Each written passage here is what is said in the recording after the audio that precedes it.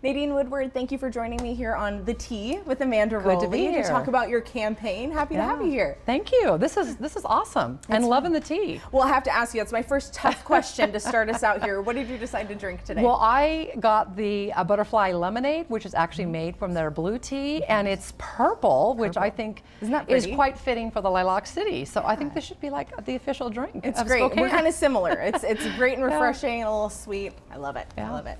Well, so Nadine, it tastes great too, by the way. Yes. Okay. A little sweet and tea in there. And refreshing. Mix. Yeah. Well, so let's dive into it. You're running for re-election. You're near the end of your first term as mayor. So why did you decide to run again? I get that asked of me a lot. The first term it was, well, if you knew you were going to walk into a global health pandemic, you probably wouldn't have run for mayor.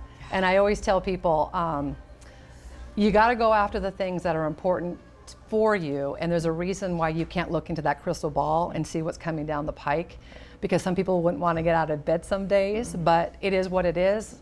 We got to work during the pandemic. I have a great team. I don't have to do this by myself.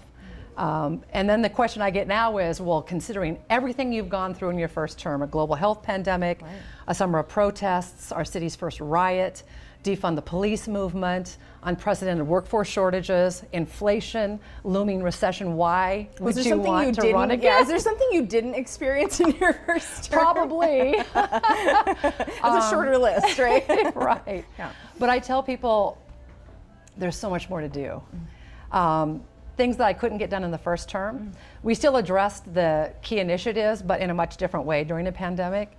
But in a second term, I really think that we're poised now to launch off of our pandemic recovery to do some amazing things. And so that's why I'm running again. So it sounds like you've kind of built a foundation to continue that work.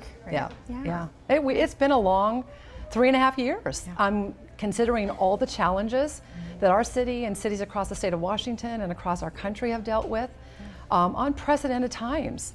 And I never thought, I tell you what, one thing I've learned through all of this is that we can do so much more than we ever thought we could. We're stronger than we ever thought we were. And coming out of this, we can do more than we ever thought we could. So I'm really excited about the next 4 years. Yeah. So it sounds, is it fair to say your work's not done yet? And that's why you're running again? Yeah. Well, we have 5 mayors, including yourself, or candidates running for mayor. What's going to make you stand out? I know you're our incumbent, but what makes you stand out against, we have some underdogs, we also have Lisa Brown running.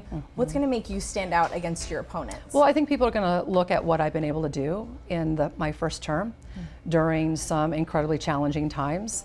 And they really know where my policy lies on the issues that are important to our community. And those issues really are the issues that I ran on in 2019. Public safety, homelessness, housing, economic development. Those are still priority issues for me. We've added mental health. They're still relevant to Absolutely this campaign. Relevant. Even more so, I'll say. Because coming out of the pandemic, we saw our homeless numbers go up. We saw crime go up.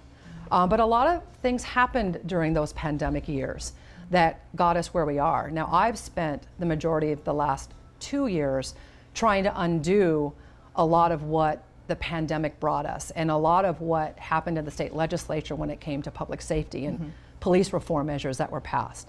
Police chief and I have fought for the last 2 sessions to get a lot of the tools back that they lost in 2021 and to advocate for more staffing of our police department. We are woefully understaffed. We need about 100 more officers just to get to the national average of what we should have for a city our size, the second biggest city in the state.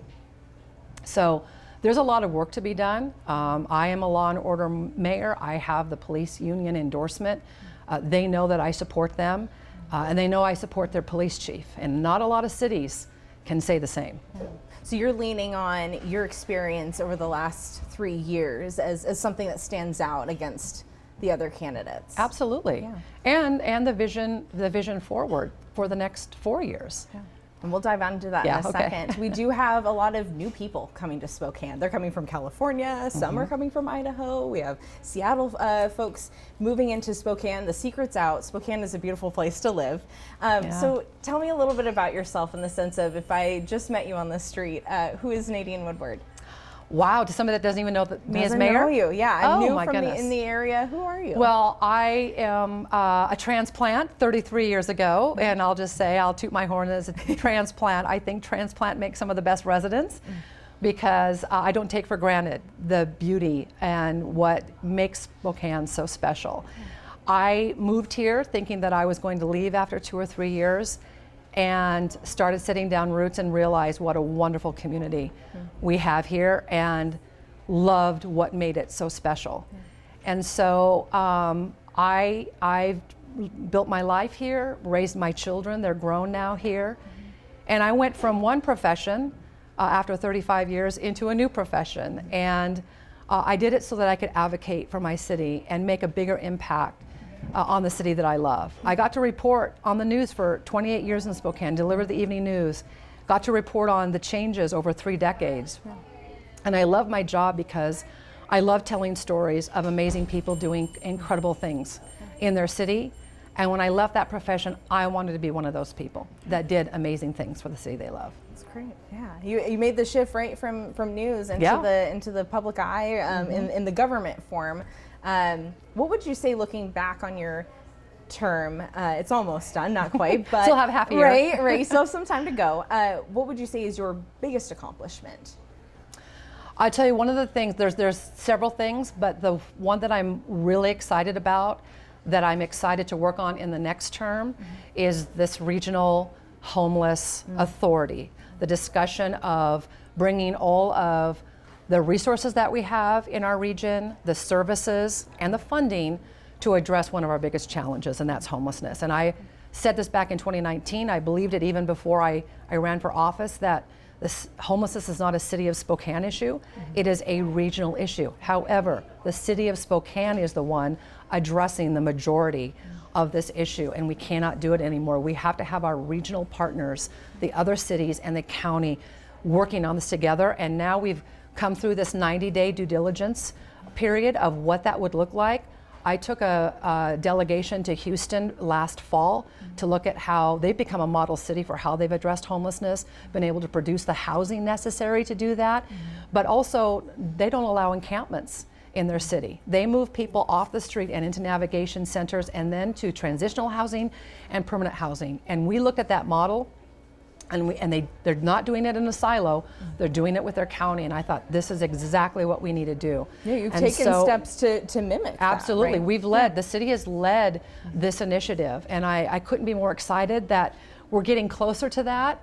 Now we're in the 60-day period where we're trying to form an ILA, an interlocal agreement with the other city partners in the county, and then stand up. Step it to is bringing everyone together on the same page of addressing this. Well, you know, we did address homelessness somewhat during the pandemic, because when we worked out of the Emergency Operations Center right after it hit and everything shut down, we knew that the vulnerable on the streets still needed housing. And at that point, the city was only operating a warming center that was seasonal. But we came out into this pandemic in the spring. And so we housed people first at the library downtown because it was shut down, ready for renovation. Then we had people in the arena, and we had people in the convention center. And then we had people also on Mission, which is now a transitional housing, a homeless facility. So we had that framework with the county and with the valley during the pandemic, and that was what we launched off of with this new regional authority. So it's proof that it works. A regional collaboration can work. And you know what? We're always better when we work together. Yeah. Sticking with homelessness, when you had just been elected mayor, we sat down for an interview literally 48 hours after the slot was closed, and we announced you're the mayor. So I want to go back to that. In that interview, you told me, again, that was one of your platforms, was to address homelessness.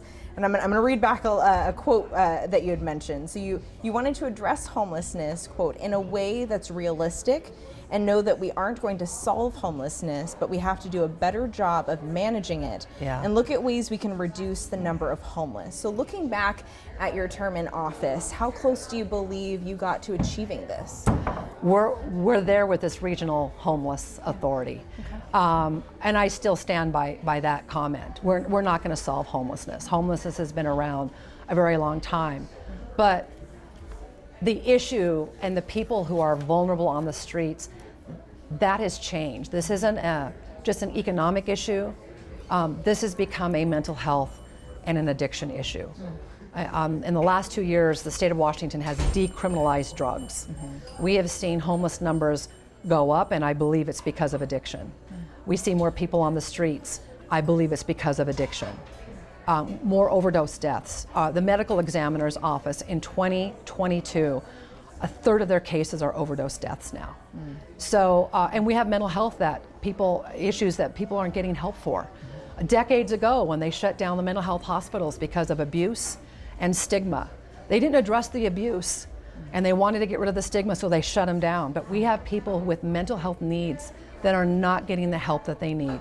And the cities aren't equipped to fund that, to deliver services for that. So we need the state involved. I know the county gets funding to offer a lot of the resources that we have in the region, but we need more help on mental health, and we certainly need more help when it comes to recovery. Yeah. Well, I can't talk about homelessness without bringing up Camp Hope. It closed June 9th, a few weeks before the state and city's agreed plan to close it. So I wanted to hear, what is your take on how that was handled, from the formation of the homeless encampment near I-90 to its closure? What's your take on that? That was probably one of the most frustrating things in my first term, was addressing Camp Hope. That encampment started as a protest outside City Hall with about 60 encampments, 60 tents in an encampment, started by a homeless activist, I would say, who wanted more low barrier space. And we were in the process at that point of how can we expand more low barrier beds within our system. We certainly have a need, and we're not addressing it the way we should be.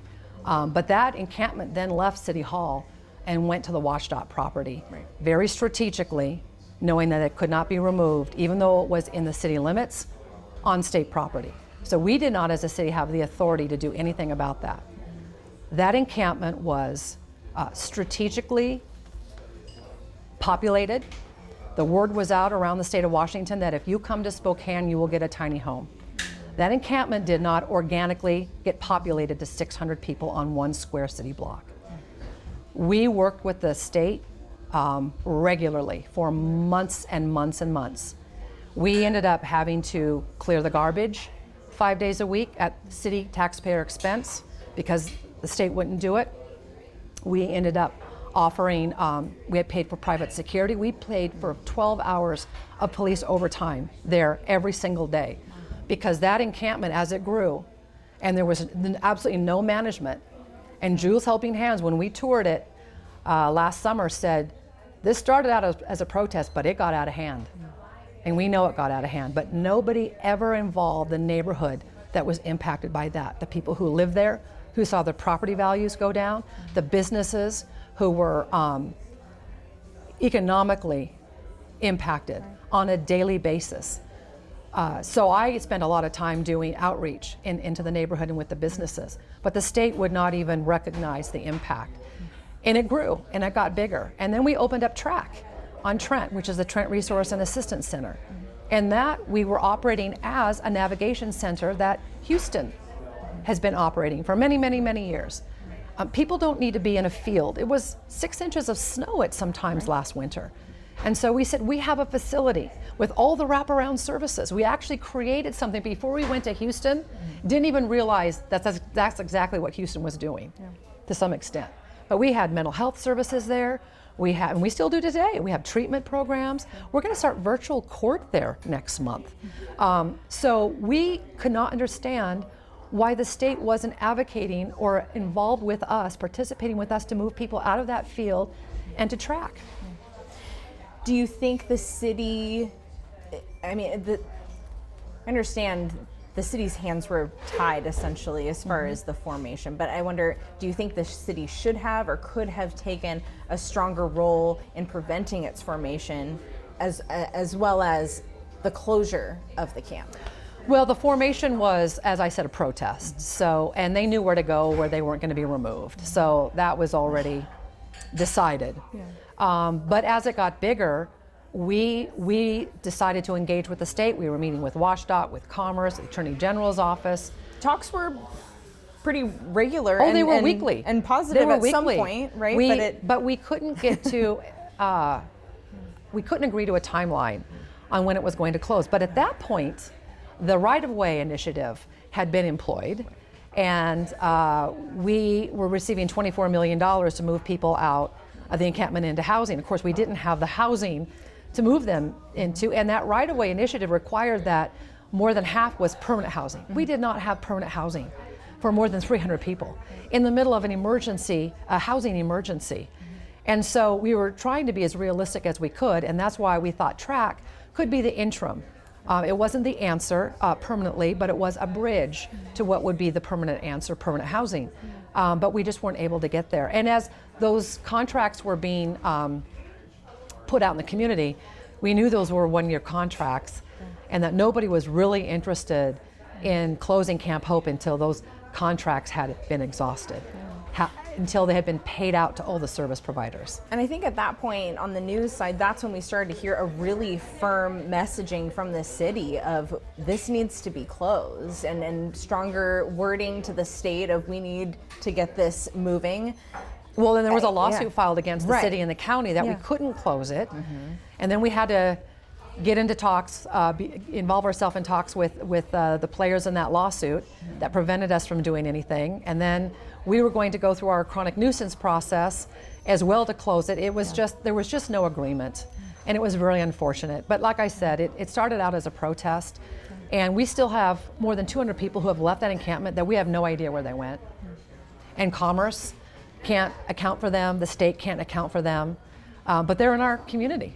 Well, and they have not been addressed. What about the Catalyst project? Well, there's about 100 people in the Catalyst project. We've actually housed more at track. We've housed about 150 at track.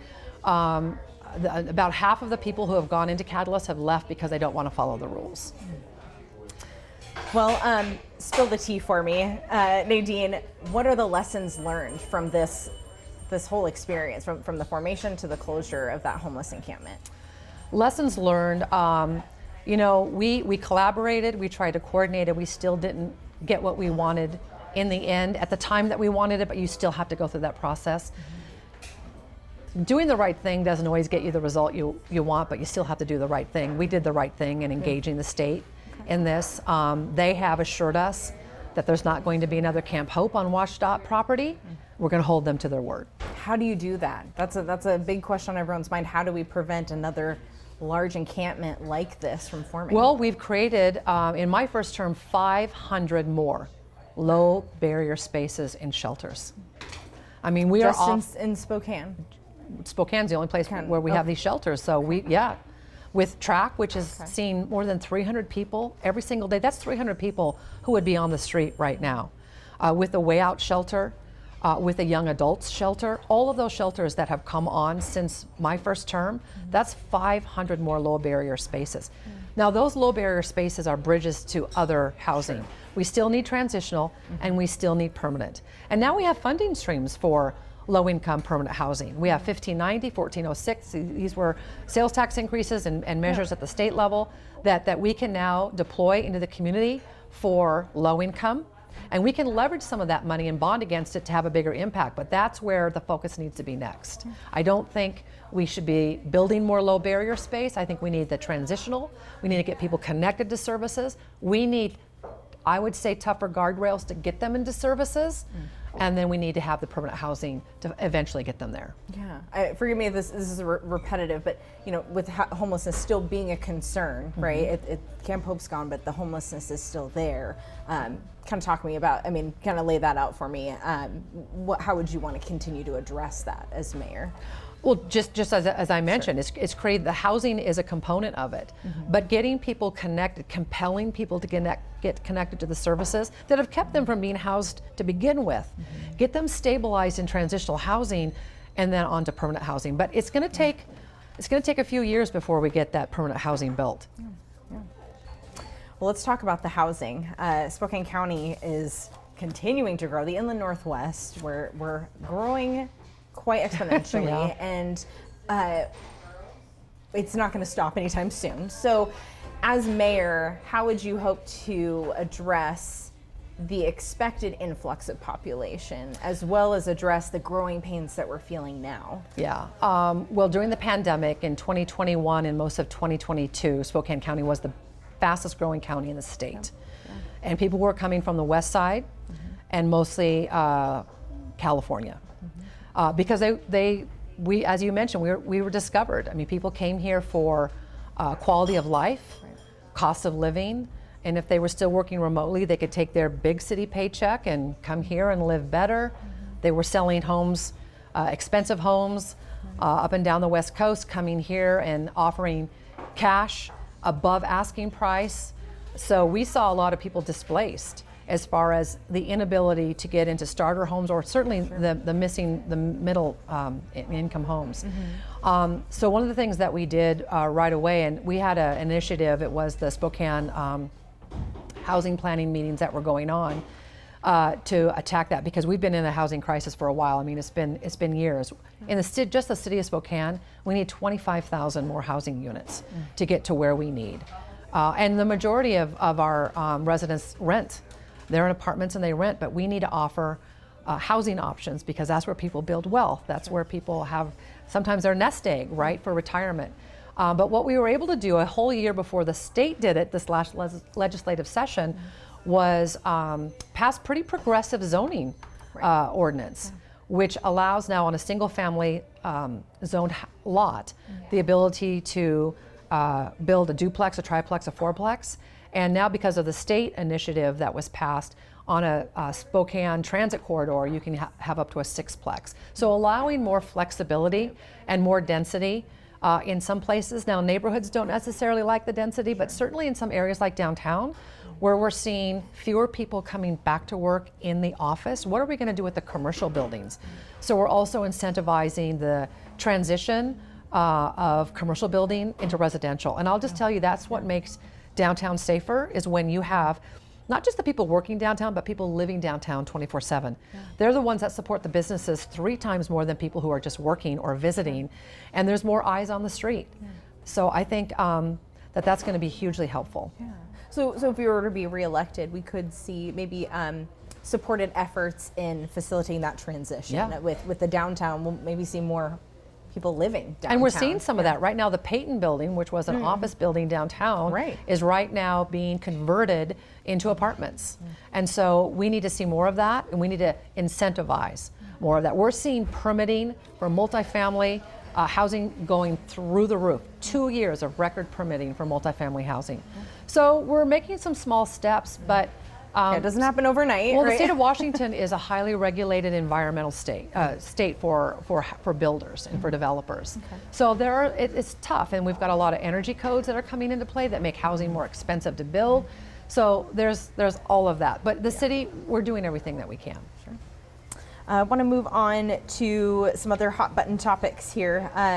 So some people in the community are not happy with Spokane Police Chief Craig Meidel, with what they say they call giving special access and information to certain downtown business owners. And you know this, City Council updated city code to allow the Office of the Police Ombudsman to then investigate the police chief.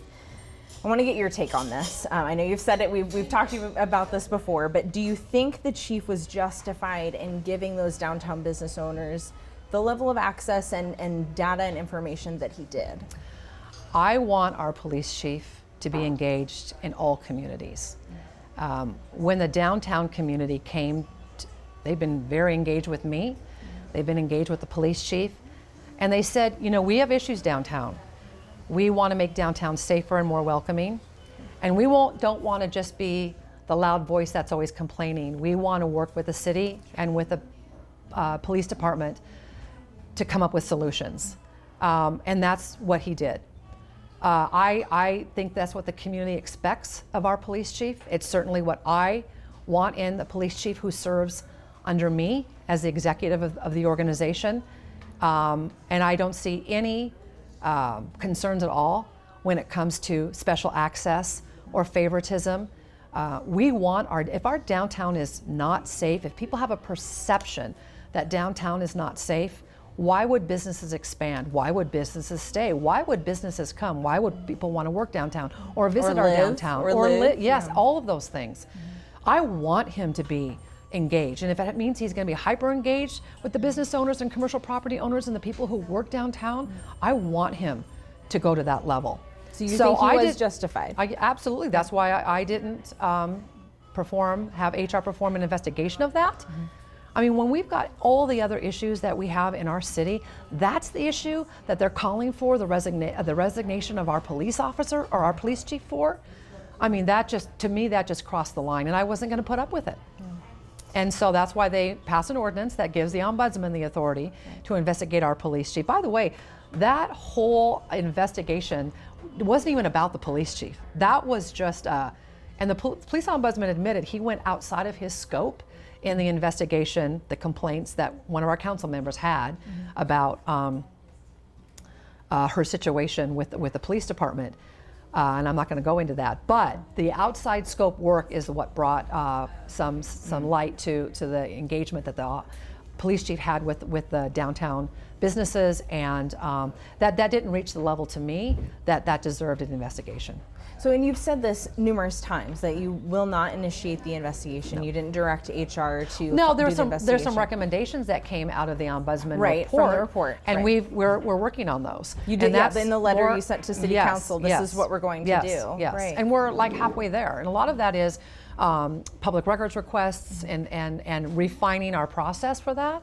And that's fine. Okay, I'll take those suggestions into consideration, and we're working on those things. But as far as an investigation into what he was doing with our downtown community, no. How do you explain not initiating an investigation to constituents who are simply asking for transparency or are concerned that may show a lack of transparency? These, Amanda, are anti-police advocates who are doing this. And I've been at the table with them during our stakeholder conversations on local police reform. And that's not what they want. Some of them just are anti-police across the board. Some of them are abolitionists, and I will not subject my police chief to that type of behavior. He's a grown man. He can make these decisions for himself, but I am not going to play into that. Our police chief and our police department overwhelmingly is supported by this community. And there's a small, loud group that want to disrupt that. And I'm not going to allow it to happen. Diving just a little bit deeper here, what do you think is the appropriate level of oversight the city should have and the administration should have over the police chief for Spokane? We have a robust oversight civilian committee.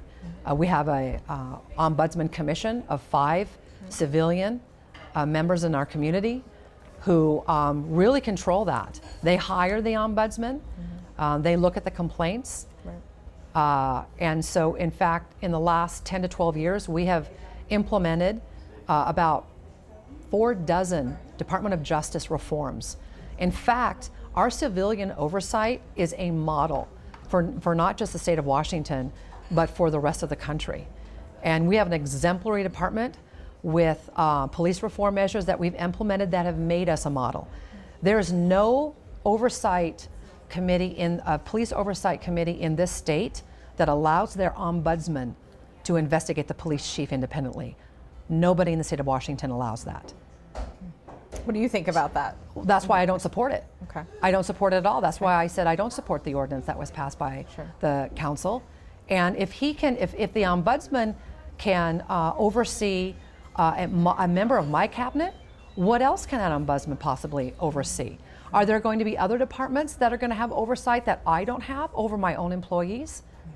Now, one thing that I would agree to, and this has been suggested, this is something we actually talked about many, many years ago at the very beginning of the pandemic, and then the pandemic, we kind of went sideways on it, was an inspector general.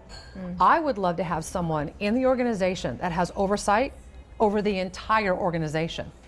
I'm talking HR. I'm talking kind of fits into that. No, it's even independent of that. Okay. It's independent of that. It would be someone who would oversee the administration, oversee the legislative branch, the executive branch, council. The people can take complaints to. Internally, people can take complaints to. There are many cities that have inspector generals. That is something that I would support. Okay, yeah, kind of a more broad over umbrella of everyone. We don't have checks and balances with the administration, the legislative and the executive right now. I mean, when you have a supermajority on the city council that can basically kind of do anything they want, there's no checks and balances to that. And I think the inspector general would be able to serve that purpose. Well, I want to stick with public safety. You call in your election, in your campaign for re-election, you call yourself a champion of public safety, among other things. And it looks like you have plans to build on the efforts you've already made to increase public safety. I know over the last couple of years, you've opened the downtown Spokane Police Precinct. You started the Violent Crimes Task Force. So looking forward, what are your plans now to focus on increasing public safety in Spokane? Well, we have a lot of challenges with public safety. So let me just also talk about some of the things that we've done. So not only do we put a police precinct downtown, we put one in the East Central neighborhood where the community there was asking for it. We had the library vacate that premise to go to a new building, and it was the Martin Luther. Which came with a lot of controversy. It did. Martin Luther King Center. Oh, well, only with a couple council members. We had the Martin Luther King Center want it. They had been in conversations with the previous mayor about it. We had the East Central Neighborhood Council want it. The East Sprague Business Association want it. People who live in that neighborhood and work in that neighborhood, the businesses want it. And so it's an underserved neighborhood that has a lot of crime. And so we put it there, and it stayed there. Now, I know the council has passed an ordinance that prohibits me from locating essential cities throughout the city. That's really my job as an executive and CEO. So we're still dealing with that. Is that an area of checks and balances that you're tapping into? Well, oversight? Chipping away at the mayor's, the strong mayor's authority, which the voters set out when they changed our form of government from city manager to strong mayor. These are, as a CEO executive, these are my decisions to make in the organization. But moving the precincts, as you mentioned, changing the staffing of our police department so we could have more coverage in more neighborhoods, so that they could also do proactive policing. We launched the High Initiative Utilizer, so now we can go after people who have committed misdemeanors, and they have dozens of misdemeanors, and now we can aggregate those into a higher charge. They have a little more detention, they're off the street. There's a small number of people committing the vast majority of the quality of life crimes downtown, the trespassing, property damage, car prowlings, car break-ins, all those kinds of things. The Violent Crimes Task Force in its first year has arrested 70 prolific and violent offenders involved in gang violence, drive-bys, violent assaults. So, and now the concentration is on staffing the department to the size that we need to staff.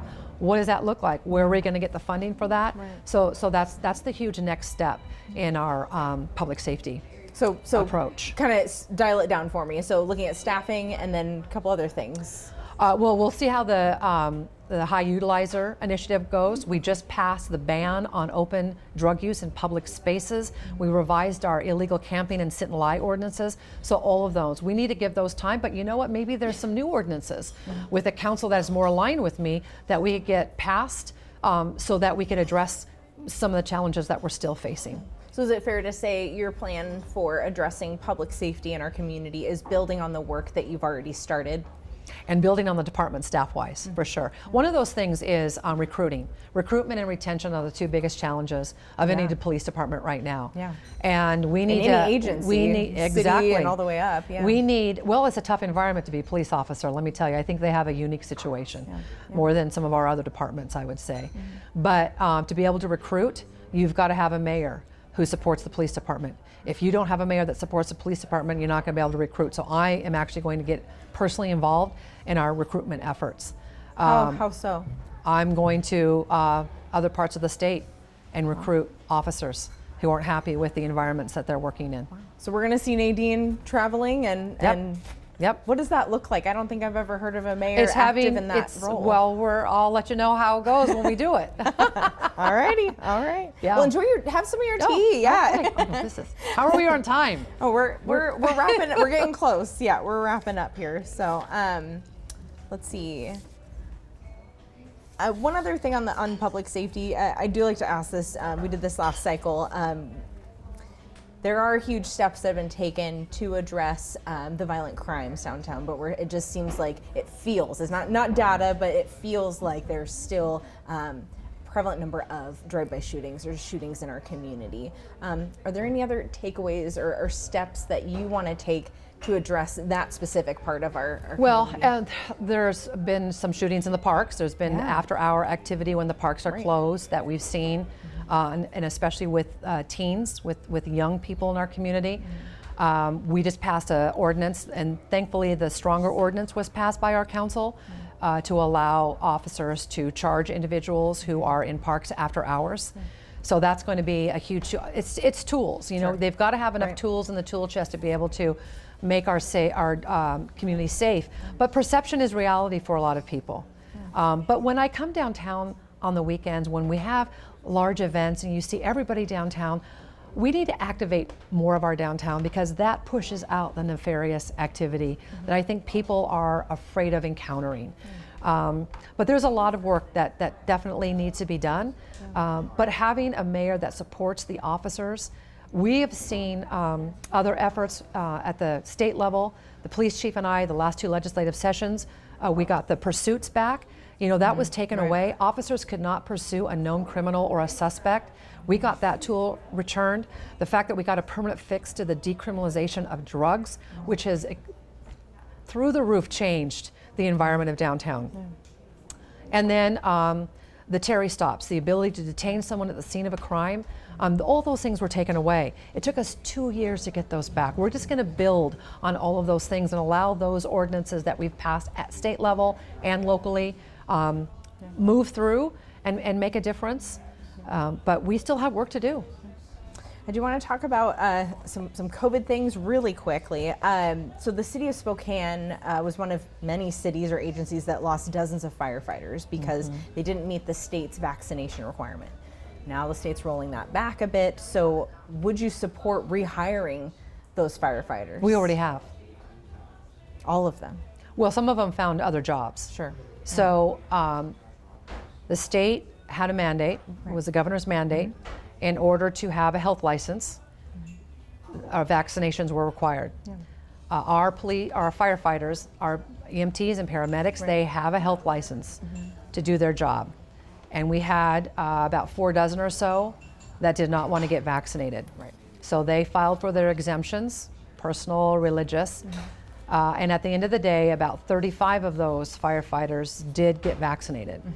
But we had a little more than a dozen who wouldn't get vaccinated. We tried to accommodate them as best we could. And when I say accommodate, that's move them into another position within the city organization where they didn't need a health license. That meant they couldn't be a firefighter. Some of them moved into dispatch. Some of them we could not accommodate. I just didn't have 15 positions to move them into. So we said, listen, in order to be able to meet this mandate that I didn't even support, but it wasn't my mandate, it was the governor's mandate. In order to meet that, we're going to have to lay you off until the mandate is lifted. This is a layoff. This is not a separation. It's permanent. When the mandate is lifted, your job is waiting for you. And some of them did go on and get positions in other departments in the county and other parts of the state. But in fact, Tim Archer, who's running against me, he has his job back. That job was waiting for him when he came back. I'm glad I asked you to clear the air, because it didn't come out that way in the heat of it, and I know there are a lot of mixed emotions about everything, but I'm glad we were able to talk through it. I didn't want anybody to lose their job. It wasn't my mandate. But it did come from the state. I had to address it. We addressed it the best we could, but those who wanted to come back have their jobs. All right, Nadine, we're going to need some hot tea from you. Spill the tea for me here. So your opponent, Lisa Brown, she's criticized you about the last 3 years in office, saying your administration has stalled the progress of the city. She points to excessive turnovers and too much conflict among staff. Spill the tea. What do you say to that? Wow. Well, you know, this is a tough time to be a leader of an organization that's 2,000 plus employees. When I came into office, half of the cabinet was either an interim or vacant. So an organization this large, you have turnover. Yeah. I mean, we have the same amount of turnover of any corporation. Workforce shortages have prevented us from hiring as quickly as we've wanted to. We have some employees that are in interim positions longer than I think I would like or council would like, but that's where we are today. Yeah. And why is that? With the interim positions, is it just, are we not agreeing on making it permanent? Well, for example, the city was without a city planner, even before I came into office, without a city planner for 3 years. When I came in, we did 3 recruitments for a city planner. Wow. And the panels, the external panel and the internal panels that reviewed all these candidates, nobody could agree on a candidate. Meaning your administration and city council, or no? These are panels made up of city council and administration and outside, builders and developers, all the people, all the stakeholders that would need to be part of that process. Okay. And then as you're doing recruitments and people are going through the process, they drop out because they're applying for multiple jobs and they go take another job. So there's all kinds of reasons for why some of these recruitments. But then we end up finding Spencer Gardner, who's a fantastic city planner in our own backyard. He had just never applied. So we recruited him. Yeah. But people can throw arrows at whoever they want at the incumbent, and I know I've got a record that I need to defend, and I'll be happy to defend it and happy to stand by it. We have a great organization, and I will always support my staff and my employees in my administration. Sometimes, you know what, you have no control over the decisions that employees make. And the pandemic was a really tough time to do the work that our city did during the lockdown, during the shutdown. I'll just tell you, I think the mental health of our community collectively has been impacted by the pandemic. That's why I stood up a mental health task force that's focused on youth, because our youth has been greatly impacted. Yeah. That's why you see some of the teen violence that you were talking about before, an uptick in that. We've definitely seen an uptick in teen violence. Among youth, right? Absolutely. Yeah, see more in that, yeah. Where are the parents? We need the schools to be looking out after these individuals too, and identifying at-risk kids and families at a much younger age to get them the resources that they need. Yeah. So there's a lot of things. It's a multi-layered, very complex thing that we're experiencing as communities are across the country, but mental health, addiction, all of that going on. And we've got, issues in the city organization, but we're still on a daily basis providing the exemplary services that our community expects. And I'm happy, I'm proud of what we've been able to do. Yeah. And I want to dial into the turnover. We kind of touched on this. So we have seen reports of vacant spaces that haven't been filled. You touched on that, but also controversy with the city planner, positions that are looking as though it's a revolving door. We can't keep those positions. Why is that? Well, our turnover rate at the city isn't any different than any corporation. Okay. And our vacancy rate isn't any different than any other organization. People come and go for various reasons. Mm-hmm. But I'd like to dive into the culture. I mean, what is the culture among your staff? I mean, the city planner, this is now 2 times that we've heard publicly he's either under investigation or there have been allegations against him. The city planner? Our city planner has city administrator. Oh, okay. Sorry, you had been that's planner. Okay. I know, I finally got a good city planner. Sorry. Johnny Perkins, the city administrator. He's been in the news for not positive things. So is there a culture change that needs to happen? Well, let me address that because I think that's really important. When I had a cabinet member leave City Hall and accuse my city administrator of racially discriminating. I had council members be the judge and jury on that and make statements in the public.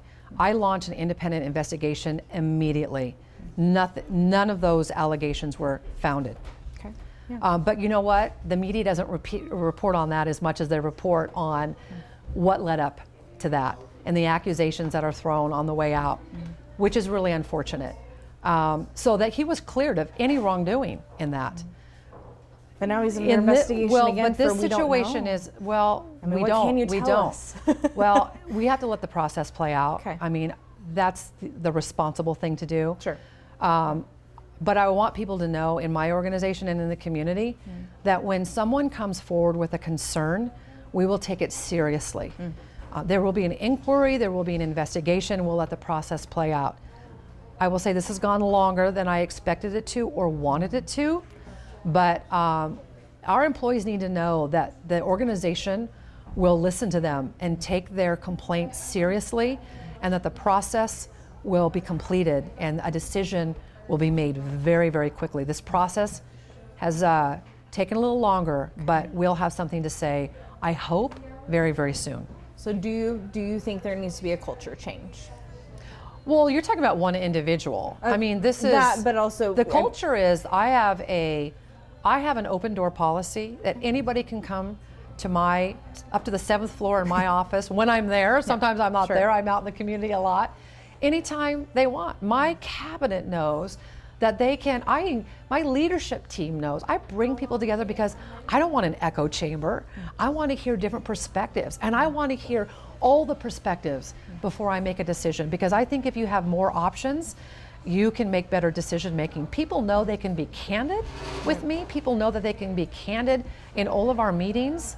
I'm grateful for the culture. I am the approachable mayor. People know that when I'm walking throughout the building or I'm walking on the campus, people come up to me all the time. I don't think there's any culture change that needs to happen. I think we've got a healthy culture change. We're coming out of a tough period in our history.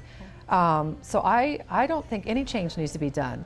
You know, there's always going to be the challenger who throws out accusations, and they haven't been in these shoes. And they certainly haven't been in these shoes during the times that we've had in the last 3.5 years. I'm proud of the job that I've done. And when I'm out in the community, people tell me that overwhelmingly, how happy they are that I've been in this space during an incredibly challenging time.